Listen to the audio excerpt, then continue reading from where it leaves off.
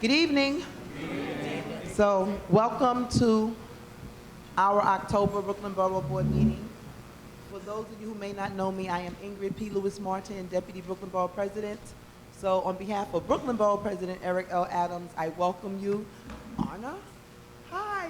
This is like old homecoming for me. I'm seeing people I haven't seen in the longest time, and people that I love and hold near and dear.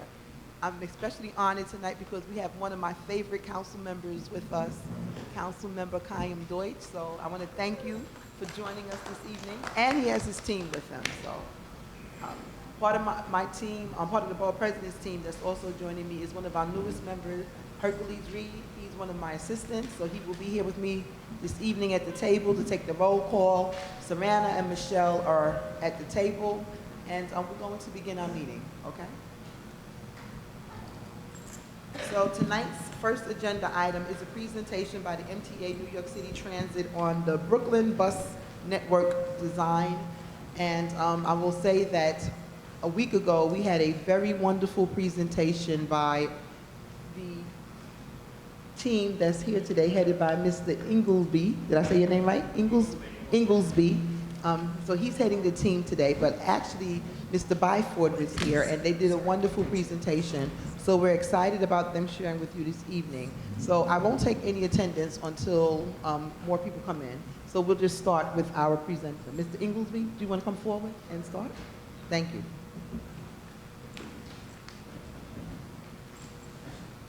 Okay, good evening, everyone. For those of you that don't know me, as the Deputy Borough President just said, my name is Andy Inglesby. I'm Assistant Director for Government and Community Relations for New York City Transit. Thanks very much for coming out tonight. We really appreciate it. In the interest of time, I'm going to be very brief. I'm going to turn it over to my colleague, Evan Bialystowski, who's going to walk you through a short presentation, and then we'll be more than happy to take any questions and answers. We are here, and we're very happy to be here because we are introducing the Brooklyn Bus Network redesign tonight. This is the public kickoff. We're thrilled to be here in the borough, and this is the first of many, many meetings, workshops, open houses, public sessions. You're going to see us out and about in the borough throughout the next little over a year. We want to get this right. We want to take our time in doing this. We want to have a lot of meetings. We want to hear a lot of feedback from the borough, and that's why we're here to kick this off. So without further ado, I'm going to turn it over to Evan. He's going to walk you through the brief presentation, and then we'll be here to answer your questions. Thanks very much.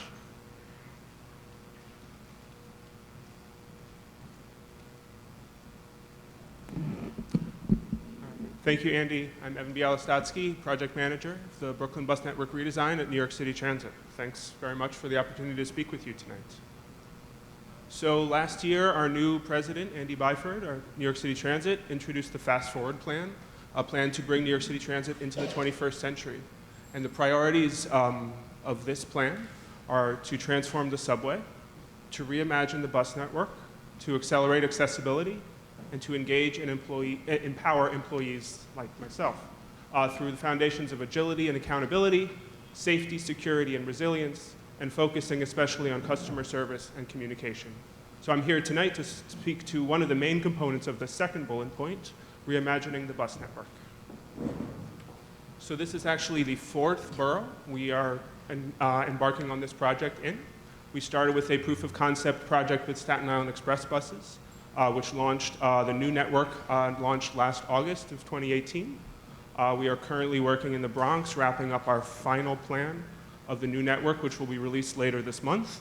We kicked off in Queens about 6 months ago, and we are following shortly behind with Brooklyn as those two land masses are connected. The bus systems are very integrated already, and we're going to be working in close partnership with the Queens project.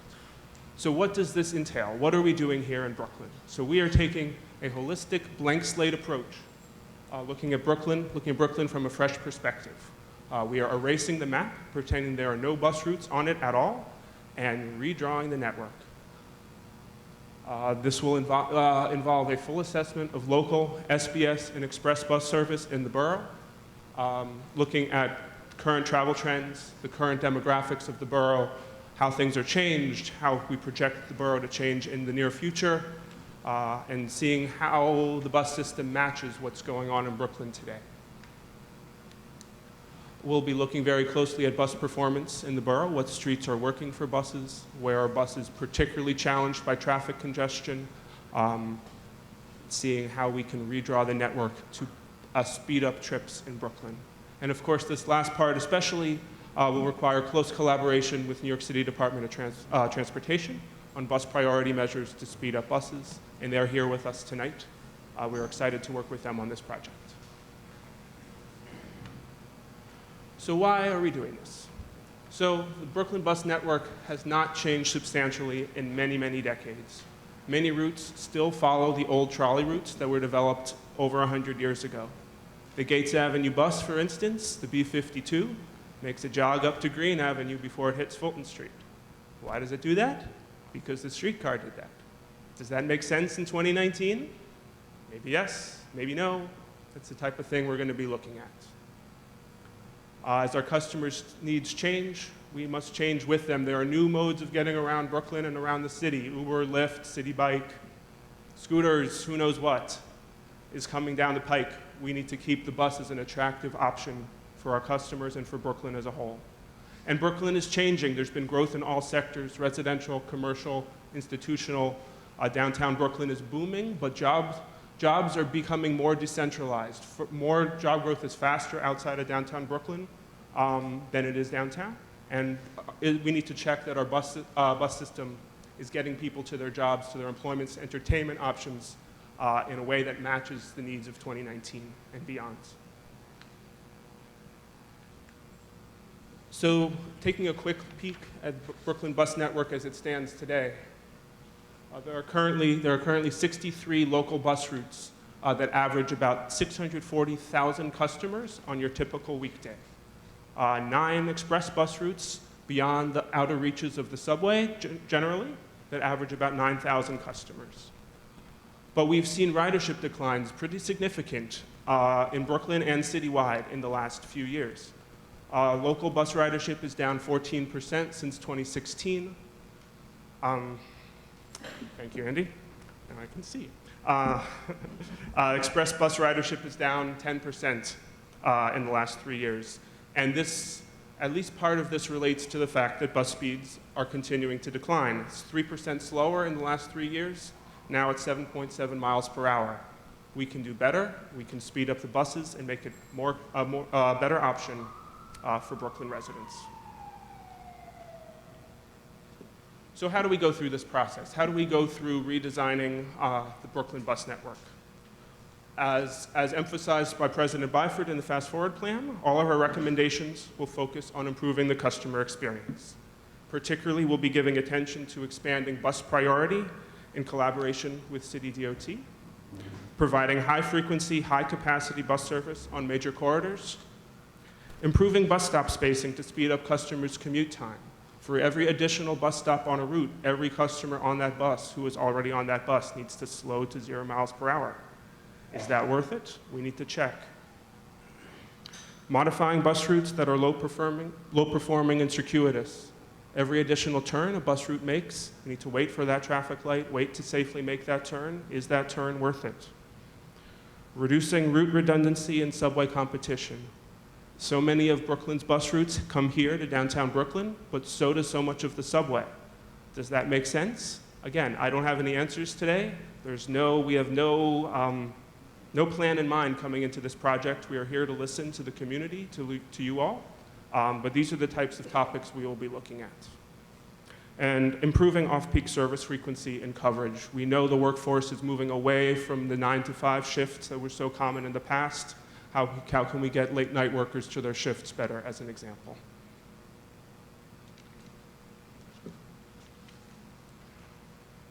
So what sort of information, what sort of data are we going to be using to develop these new routes?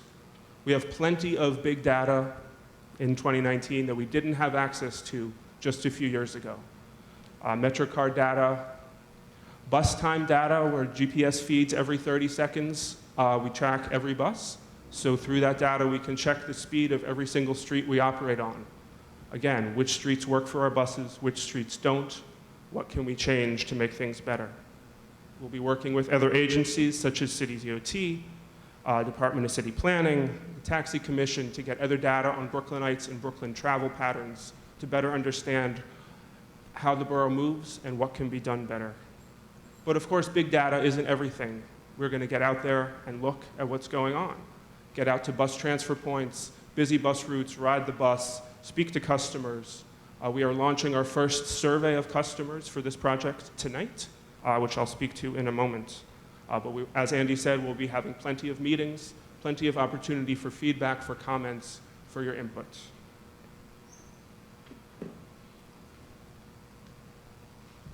So as an example, public outreach in the Bronx and Queens projects have included multiple open houses and workshops, online surveys to gather customer feedback, on-street engagement at busy bus hubs, and presentations to community boards and other interested stakeholders. We will be, as I said, we have a new webpage which will be launching tonight. The link is at the end of the presentation. There will be a survey on there in both English and Spanish. We are asking customers for their experience riding the bus, where in Brooklyn and beyond they have difficulty getting to by public transit. That's one of the focuses of this project, is how can we increase connections within Brooklyn and beyond.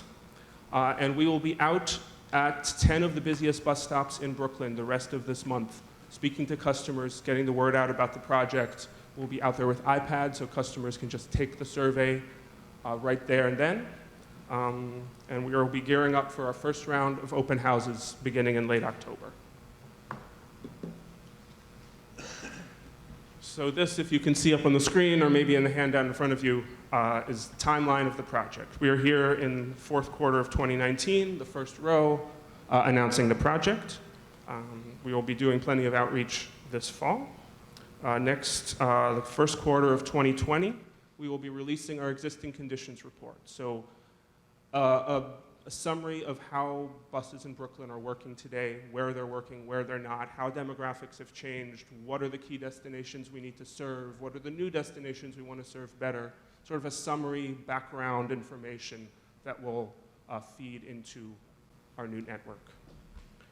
Then the second quarter of next year, we'll be releasing our draft plan. So it'll be our attempt to draw a new network for Brooklyn.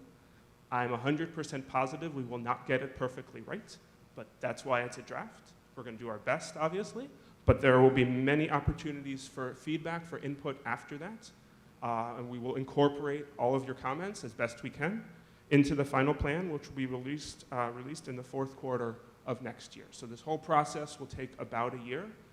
Implementation of the new network won't be in the next year, won't be in 2020. It will come at some point after this planning process. So as I mentioned, there will be 10 open houses all scattered throughout Brooklyn between October 29th and November 21st. We want as many of your constituents, community members to come out and join us to talk about buses, to talk about the trade-offs we need to consider as part of a bus network redesign project, and to fill out the survey and give their feedback. This is the same 10 meetings in map form. We are doing our best to cover as much of the borough as we can in 10 meetings. We, of course, realize we're not hitting every single neighborhood, but there will be more meetings down the road, and we will try to cover the missing neighborhoods in later rounds of outreach. So with that, that's our presentation for tonight. Just as I walked in the door, noticed a typo in the website. It's new.mta.info/Brooklyn Bus Redesign, but that webpage is going live tonight. The survey in both English and Spanish will be live tonight for you to take. It takes about 5 minutes. Please get the word out to your constituents, your communities, and thank you. I'm happy to take any questions. Actually, just before we take questions, as Evan just said, our website will be live tonight. We have hard copies of the presentation for anyone who did not pick it up when you walked into the room. It's at the front table. And we also have pamphlets to advertise the 10 open houses that will be starting in late October through November 21st. So they're advertised as well. Please feel free to take as many as possible and bring them back to your offices. We are relying on you guys as well to be great advertisers for all these open houses, and we greatly appreciate it. Thank you. So we thank you. At this time, I'd like to open up the floor for any questions from Borough Board members. I remind you, please state your name, where you represent, and then ask your question. Yes. Teresa Scavo, Community Board 15. The survey can be completed online. Yes. Okay. How were these 10 locations picked? So what we did is we tried to break Brooklyn. It's kind of an impossible task, but we tried to break Brooklyn into 10 different community groups. And what we tried to do, as you see, we tried to go to as many libraries as possible. We wanted to start with the libraries because they are all ADA accessible, and they are all community buildings to start with. So we're starting there. As Evan said, starting in the first part of 2020, we'll be going to the community via other rounds as the network design goes along and matures, and we'll be hitting a lot more different neighborhoods and a lot more different venues. Because none of these are in Well, district's I understand. area. I understand. So I guess the closest one to you would be Brighton Beach. and that's, I understand. We had to start someplace, okay. and this is where we're starting. We'll be more than happy to take feedback as far as where you'd like us to come out in the future, but we are planning on hitting as many. We are planning as Teresa. We are planning on hitting as many communities and neighborhoods as possible in the entire year. We're just kicking this off now, and we will have a whole year to be out there, and we intend to do that. Well, what I could say is that the survey could be done online if you can't get to. Yes, absolutely. Yes. That's a big win of having the survey online. Absolutely, yes. Thank you.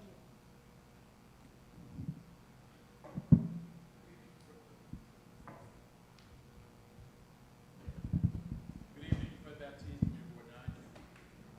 The question I had in regards to the community board presentations, unless I'm missing it, looking at the schedule.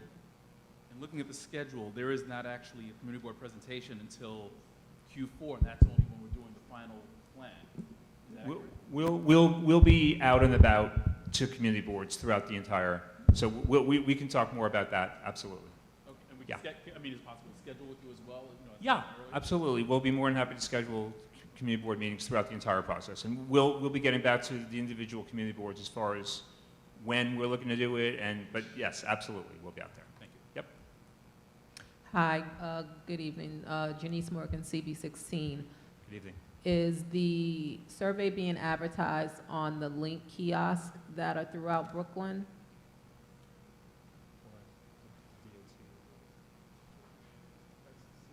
Yeah, we will look to coordinate with DOT and the city on that. Absolutely. Thank you for bringing that up. Hi, Aaron Ampar, Community Board 17. One, I share the same concerns with Community Board 15 with regards to the decision, and I guess the initial decision of where these kickoff open houses are located. I noticed that Community Board 17, which only has 3 subway stops and is heavily reliant on bus travel, does not have one. So I want to raise that. My second comment that jumped out at me is the spacing of bus stops. Community Board 17 reflects primarily East Flatbush. We are a naturally occurring retirement community, and the spacing of bus stops would place in order to burden on our senior residents who would have to travel further, or actually farther, in order to gain access to bus stops. So I would hope that you take that into consideration, that each community has different needs and there's different characteristics relative to its residents. Thank you. James Ellis, sorry, this is a really loud one. James Ellis, Community Board 8. Wait, hold on. Absolutely hear your concern. Absolutely, we'll be keeping that in mind. There are many different types of users who use the bus, and we need to try to find a balance between serving all of them. But yes, elderly and disabled, our bus network is thankfully 100% accessible. The subway system, though we're slowly starting to get there, maybe we're not there yet. So yeah, absolutely. And we realize that those communities are a big part of our customers. So we always do strive to look at them, and we'll continue to do that. That's why, as Evan said on the first slide, this is a really holistic, blank sheet approach. We're really wiping the slate clean, looking to hear from everybody, from all different communities. Absolutely. All right, thank you. James Ellis, Community Board 8. My question, in addition to the Link NYC broadcasting of the surveys, was the support in multiple New York City official languages on all the surveys. Will all the surveys be available in New York City official languages? And and also additionally, to support the community board's outreach, will support materials be available in additional languages to reach our community members?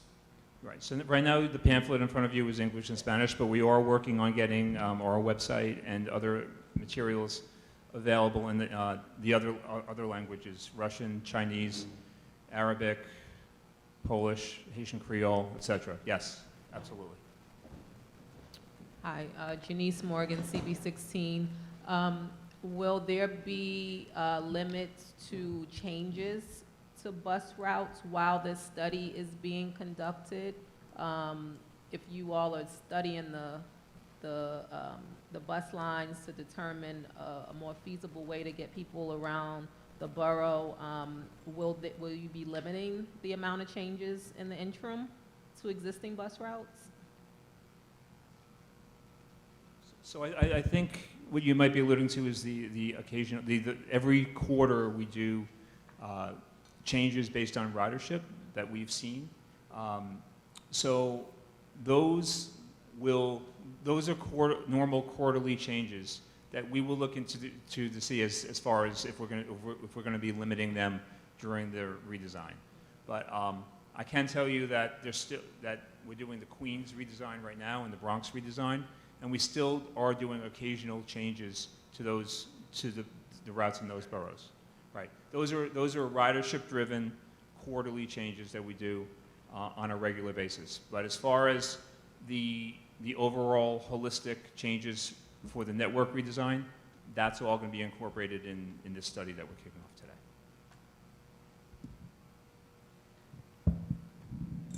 Good evening, Gail Smith, CB14. I too want to concur about the open house locations. I think it's critical that there are more. Absolutely. And the other issue that I'd just like to bring up is on the express buses. Now, you had mentioned that it's 10% down in ridership in the past 3 years. I actually use also an express bus, the BM1234, and they have the oldest buses that's on the route. Staten Island, all of the other boroughs have new buses except for the Brooklyn Express buses. Is there anything in your budget for that? So this project is separate from any capital fleet procurement, though I do know we have, as part of the 2020 to 2024 capital program, we are purchasing a significant number of new buses, but that is separate from this project. So But I hear your concern.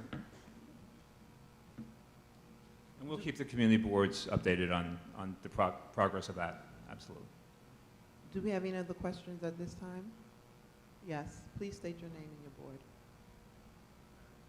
Good evening, Lomani Lopez from Councilmember Levin's office. So somebody asked about senior populations and naturally occurring retirement communities. Will this bear any impact on accessory programming or eligibility for seniors or persons with disabilities? No. Short answer, no. Do we have any other questions at this time? I just want to reiterate some of the things that we talked about in the meeting with the borough president, that and we wanted to ensure that the survey wasn't just online, that there's some hard copies that's available to people who don't have access to the internet. That's critical in Brooklyn. So that's important. Mm-hmm. I know you're doing outreach to the community boards and the borough board, but there's precinct councils, there's churches, the other community organizations, and we encourage you strongly from the Office of the Borough President that when you do have the representatives come to your board meetings, that you have other organizations there present who can let them know that you would like that, they would like that same presentation for their membership. Because it's critical that everyone in Brooklyn knows about this opportunity, because voices have to be heard. We concur with all of the members here who took issue with the locations and the selection of the locations. Because when we looked at it, at the areas that were selected, we had those same questions. How did you come up with those areas and why so sparse? But we were assured that during the course of this 1 year period that all of the critical areas would be targeted and that all of the critical areas would have representation. So you have to make sure that you invite Mr. Ingleby and his team in to speak to the community board members and to all of the organizations that are located within your community district. So that's important. So, council member, do you have any questions? Please. Thank you. So firstly, I just want to mention that since we're taking a blank state approach, so whatever was done before, we're going to say, okay, that was done, we're going to move forward. But I think what is important is we need to look back at the mistakes that were done. And I think the MTA, their plans in speeding up buses is the right idea, but without having the collaboration and partnership from city agencies, the MTA can do whatever they want, but if people are going to continue double parking, if the truck loading and unloading zones are going to be occupied without working with the community elected officials of how to prevent people from using these loading zones, and if we continue having double parking and triple parking and trucks double parking at all hours of the day, you could have all the SBS lanes you want, and it's not going to help. And if we work together, if the city agencies work together with the MTA, you might not, we could even do this without the SBS lanes. But I think that, like in my district on Kings Highway, I'm still waiting for signage from DOT to be installed. Like when you're going, and I want people to understand this, when you're driving on Kings Highway from East 19th Street to Ocean Avenue, there is a lane, the left lane is only for turning. The right lane, you can go straight or take a right turn. But there's no signage prior to that letting vehicles know that this is what you're going to expect when you get to the corner. So by the time you get there, cars are zigzagging, and basically it's just causing congestion. So I've been asking for over a year for DOT to install signage, and I was on the phone this morning with Keith Bray. I'm still waiting. And on Kings Highway going north from Avenue P, the same thing. There is no signage indicating that the left lane is for you to go straight or to take a left turn, and the right lane for you to go straight only. And in addition to that, there is a bus that doesn't always pull in to the curb, so that leaves one lane for going all directions. And this is something we're still trying to work out with DOT. So without the proper partnership with our city agencies, all this is meaningless and worthless. And if we cannot get traffic department, the NYPD, and DOT on the same page working to make transportation quicker, then we have nothing. And in particular, Kings Highway Nostrand, when DOT was still making changes, I made a request to the NYPD Traffic Department Chief Thomas Chan to put 2 traffic agents at that intersection until the plan is tweaked and DOT gets it right. The response I received from Chief Chan was, I cannot put 2 traffic agents there because it's too dangerous for them to stay in the intersection, direct traffic. For them it's dangerous, but for motorists, bicyclists, pedestrians, it's not. So we have this kind of backwards, and if we're going to move forward, we need the partnership of the city agencies to work with the MTA to make sure transportation is for all. And I'm proud that, you may have seen in the news, I gave up my personal car And I came here by train. I use the train every day. And I think that I saved 40 minutes a day by taking a train. Today, I had access to a vehicle to come here by vehicle, and I still took a train because I don't want to sit in the traffic on Flatbush Avenue in the congestion. And I encourage all New Yorkers, and that if you can, if you have a vehicle, you own a vehicle, and even once a week, if you could take mass transit that one time a week, not only will you be saving yourself aggravation, but you will be also investing in the MTA by that $2.75 each way. So thank you.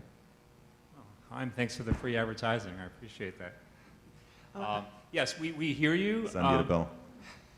We hear you, and we work very well with the Department of Transportation in many different projects. They're here with us tonight. They've been here with. They've been with us during the Queens and the Bronx and Staten Island network redesigns, and yes, absolutely, well noted, and we'll continue to work with DOT to make this right. So do we have any other questions or comments at this time? So Mr. Inglesby, I thank you and your team. Thank you for so the much. We really presentation. appreciate it. And we expect to hear from you soon. You Oh. said you're going to come here at least 3 times, I believe, or 4? On the 2020 outline plan, we're looking to come back to the Borough Board 3 different times. Yeah, we're looking for probably February, June, and November as a rough sketch, and we'll certainly be getting back to you. We really appreciate you guys hosting us. We're going to use this as kind of like a base to do the broad updates, but as I said, we'll be out there. We understand your concern about the locations for the kickoff meetings, but as I said, we had to pick 10 locations for this round. We'll be picking a lot more in the different neighborhoods going forward throughout 2020. So thanks again, everyone. We really appreciate it, and we look forward to working with you, working with all the borough to make this a great project and to reinventing the bus network. Thank you. Okay, I'm sorry, Mr. Ingleby. Hercules would like to ask a question, so ask it. I just wanted to make sure that during this process that there will be a plan to redesign the bus maps for both the MTA and the buses, so the subways and the trains, because from what I understand, a lot of them are outdated, and I see that you're trying to wipe the slate clean. So. Yeah, I mean the bus map for sure, because it's going to be completely reinvented, and I'm not sure. I'm sure we'll have to do something with the subway map. Can't say exactly what or when, but we'll take that back. Absolutely. Okay, so I thank you again Thank for you your so much. time. You're welcome. Joy, please join us because you actually made quorum for us. So we're really extra happy to see you. Thank you for coming. Okay, so with no further ado, I will ask Hercules to do a roll call because we waited until we had quorum so we can take attendance and then we can move forward. Thank you. I would start with the community boards. If you're here, please just say present. Community Board 1. Community Board 2. Community Board 3. Community Board 4. Community Board 5. Community Board 6. Community Board 7. Community Board 8. Community Board 9. Community Board 10. Present. Community Board 11. Present. Community Board 12. Community Board 13. Community Board 14. Community Board 15. Community Board 16. Present. Community Board 17. Community Board 18. Council Member Inez Barron's office. Present. Council Member Robert Cornegie. Council Member Lloyd Cumbo. Present. Council Member Hein Deutsch. Council Member Rafael Espinal. Council Member Matthew Eugene. Council Member Justin Brannon. Council Member Kalman Yeager. Council Member Brad Lander. Council Member Stephen Levin. Present. Council Member Alan Mizell. Council Member Alika Ampry Samuel. Present. Councilmember Carlos Menchaca, Councilmember Antonio Reynoso, Councilmember Mark Traeger, Councilmember Farrah Lewis, Borough President. Present. We have quorum. Okay, so that's a good thing. So since we have quorum, would someone please be kind enough, I know who it's going to be already, to make a motion to adopt the minutes from the September 4th, 2019 Borough Board meeting. Teresa Scavo, Community Board 15, motion to approve minutes as printed. Would we please have someone second the motion? Could you use the mic for me, please? Thank you. Gail Smith, CB 14, second. All those in favor? All those opposed? Any abstentions? Okay, so there's one abstention. The motion carries. Thank you. Do any Borough Board members have any new business that they will, any unfinished business that they would like to discuss? Any new business? Going once, going twice, going 3 times? Well, I guess that concludes our meeting for this, this evening. So may I have someone please make a motion to conclude the meeting? Please speak into the mic and say your name.